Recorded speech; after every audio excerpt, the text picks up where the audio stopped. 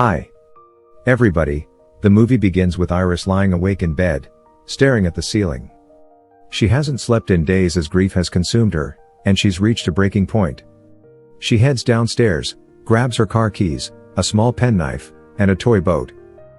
Iris drives through the winding mountain roads and arrives at an isolated hiking trail. It's the place where her son died in a tragic accident that happened while she and her husband were distracted.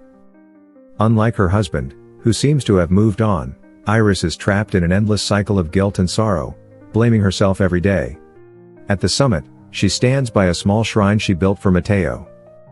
She places the toy boat gently next to some faded flowers, then uses the penknife to carve initials into the tree bark. She steps closer to the edge of the cliff, contemplating the unthinkable. Just then, she hears a voice beside her. He mentions losing someone he loved deeply, a girlfriend who died in a car crash.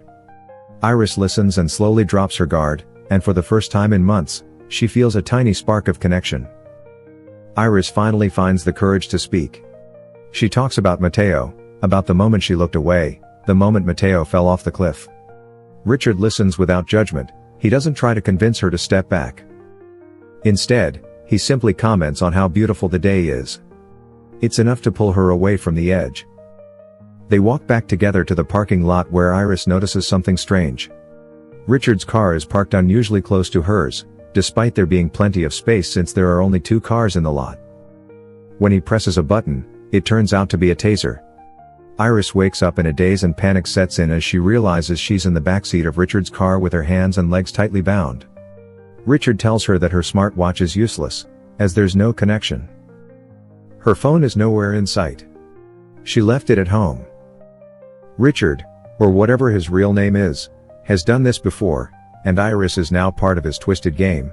But there's one thing he overlooked: he didn't check her pockets. Iris feels the handle of her small pocket knife. She tries to buy herself time, engaging Richard in conversation. As Iris tries to exit the car, Richard recovers quicker than she expects. He grabs her, but she manages to free herself from him using her knife. As Iris tries to escape, Richard tells her he's drugged her with a relaxant designed to shut down her nervous system within an hour. There's no time to think. Iris runs into the forest. With each step, she feels her strength waning. Her fingers are already going numb. She quickly sets her watch to a 20-minute countdown. The drug is kicking in, and her legs become weak. She's barely able to stay upright. Richard isn't far behind. She can hear his voice echoing through the trees, taunting her, calling her name like it's just a game. Desperation grips Iris as her legs finally give out, and she collapses to the ground, dragging herself into a hollow space under a tree's root, just big enough to hide her. For a brief moment, she feels a flicker of hope, but then ants begin to crawl on her. They swarm over her arms and face, and a small cry escapes. Her lips. It's enough to make Richard turn his head and spot her. In a desperate move, Iris drags herself out of hiding and crawls into a nearby river. The river is rough, but it's her only chance. She lets the water carry her downstream away from Richard's reach. Richard watches from the bank, his eyes dark with anger. The river tosses her around like a rag doll, her head bobbing in and out of the icy water. Finally, she grabs onto a tree sticking out of the riverbank and drags herself onto land. She's exhausted, and her breathing is labored. Then her watch beeps and the drug fully kicks in, locking up her entire body. She hears a faint buzzing sound of a mower. When it gets closer, an elderly man, William, appears. He rushes over, checking her pulse. Iris can't move or speak, but she can hear and see everything. William notices the tiny movement in her eyes as she blinks, signaling to him that she can hear and understand him. William lifts Iris into a wheelbarrow and wheels her into his small cluttered kitchen. As he's about to call the cops, a loud knock interrupts him. Iris's eyes widen in terror. She blinks rapidly, signaling danger.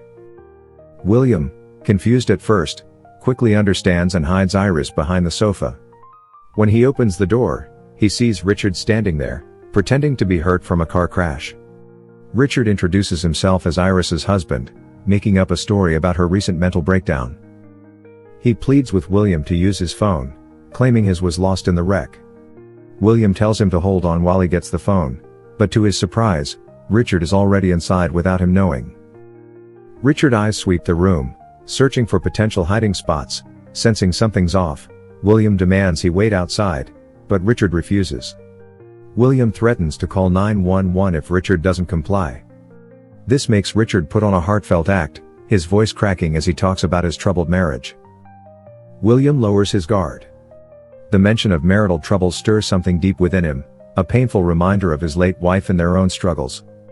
He nearly tells Richard where he hid Iris, but then Richard. Phone rings. Richard doesn't waste a second, he finishes the job. Richard pours fuel across the wooden floor. He grabs a matchbox, preparing to destroy any evidence, especially now that the authorities are on their way. He glances around one last time, but fails to notice Iris lying on the ground behind the sofa. He sets the house on fire. As Richard is about to leave, Iris, with no other option, signals him to rescue her. She manages to move the blinds as a visual cue to Richard. Despite the hell he's put her through, Iris is begging him to save her, and he does. As Richard drives off in William's truck with Iris slumped beside him, he pinches her arm and a slight scream from pain signals to him that she's beginning to regain control of her body. Then his phone rings. It's his wife Lizzie calling with their daughter, Olivia.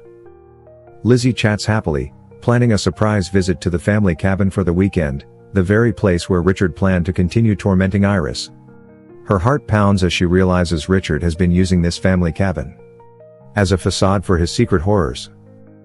After hanging up the call, Richard pulls into a gas station and steps out, leaving Iris behind. A young boy about Mateo's age walks by and catches her eye. He pauses, sensing something is wrong. His mother also notices Iris's blank, desperate expression, but before she can approach, Richard strides back. He climbs into the truck and speeds away, leaving the woman staring after them as she calls 911 and expressing her fear that the woman inside might be in grave danger. Arrive at Richard's wrecked car, where he grabs more zip ties and a syringe filled with relaxant, dropping them on the dashboard. He then attempts to tow his car using William's truck, but before he can, a police cruiser pulls up. Richard moves quickly, dragging the officer's body into the cruiser before setting it on fire. As they leave the scene, Richard weighs his actions. This wasn't part of his plan. He's always been careful, but because he forgot to check Iris's pocket, he's crossed a line. His mind is so occupied that he doesn't notice the syringe on the dashboard is missing. Iris tries to distract him again by talking, asking about his late girlfriend, Chloe, and it works. Richard begins to open up, admitting that losing Chloe wasn't what turned him into a monster. It was the perverse clarity he felt watching her take her last breath, a moment where he felt like a god. The distraction seems to work until she brings up his daughter, Olivia, warning him that his actions could destroy his family. That's when he realizes she's no just a victim, she's a witness who knows too much. Richard immediately changes course towards an empty waterfront where he plans to end Iris, but that's when Iris stabs him in the leg with the syringe. Richard then ties her hands and shoves her into a small boat. As Richard is preparing to end Iris, she cries for the first time since Mateo died, and Richard feels a twisted sense of pride. She then begs him to do one last thing for her. The shots also puncture the boat and water begins gushing in. Eventually, the boat sinks and Iris is pulled into the water with her hands still tied. Miraculously, she makes it to the shore. She finds Richard, who has also somehow survived and managed to swim back. He's dying, but he's not dead yet. His eyes meet hers as she drops to her knees beside him. The same words he once spoke to his dying girlfriend. He tries to speak, but only blood bubbles from his lips. Iris feels a strange, serene, calm wash over her, and for the first time in a long time, she feels alive. Like and subscribe for more interesting movie like this. Turn on notifications and leave a like to help the channel out. Thank you for watching.